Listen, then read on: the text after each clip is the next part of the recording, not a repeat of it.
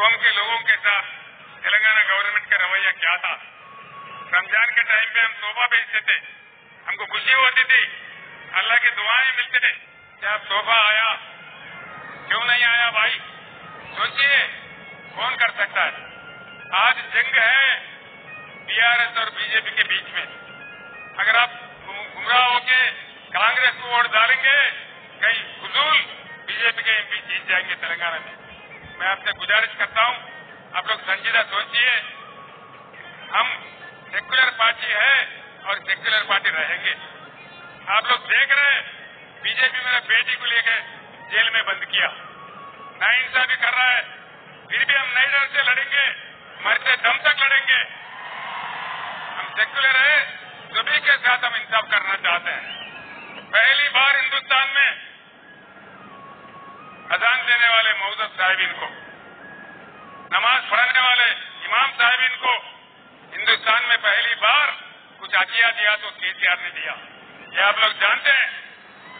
तो मैं आपसे गुजारिश करता हूं, ठीक है हम लोग हार गए, कोई बात नहीं, एक फेज है, आगे बिल्कुल आप लोगों के दुआ से फिर से बीआरएस सरकार बनेगा, अमन के साथ शांति के साथ हम आगे बढ़ेंगे।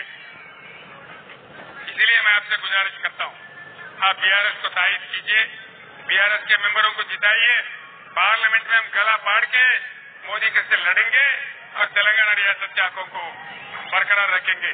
इतना कहते हुए मैं रुखसत होता हूं। मैं जो बात आपके सामने रखा आप लोग संजीदा सोचिए।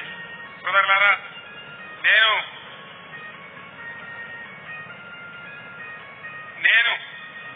అక్కడి నుంచి వస్తూ మధ్యలో చాలా గ్రామాలలో ఆపారు, పూలు చల్లారు, కొంచెం ఆలస్యం వచ్చినా ఇంత పెద్ద సంఖ్యలో సముద్రంలాగా మీరందరూ వచ్చి స్వాగతం తెలిపినారు.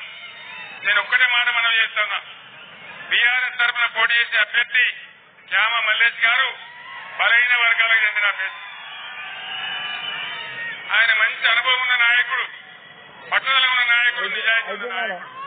ఆయన గెలిచినట్లయితే బ్రహ్మాండంగా మీ సేవలో 24 గంటలు పనిచేసే వ్యక్తి. ఇంకో మాట చెప్తా ఉన్నా, ఆయన డబ్బుల కోసం రాలే, ఆయన మంచి ఆస్తిపరుడు, మంచి చదువుకున్నవాడు, రాజకీయంగా నిటారు అనుభవం ఉన్న వ్యక్తి. ఇట్లాంటి వ్యక్తులు గెలిస్తే ప్రజలకు తలలో నాలుకలాగా ఉంటారు, మీలో ఒకటిగా ఉంటారు. బ్రహ్మాండమైన మెజార్టీ ఇచ్చి బలహీన వర్గాల అభ్యర్థి అయినటువంటి శ్యామ మల్లేష్ గారిని గెలిపించాలని నేను పేరున మీ అందరినీ కోరుతా ఉన్నా. మా కార్యకర్తలతో నాయకులతో నేను కోరుతా ఉన్నా, దయచేసి ఈ రోజు చూపించిన ఉత్సాహాన్ని 7 నియోజకవర్గాలలో మీరు 13వ తారీఖు వరకు 3 బీఆర్ఎస్. నేను మీ అందరిని ఒక్కటే మాట కోరుతా ఉన్నా, ఒక పిచ్చిలో ఉన్మాదంలో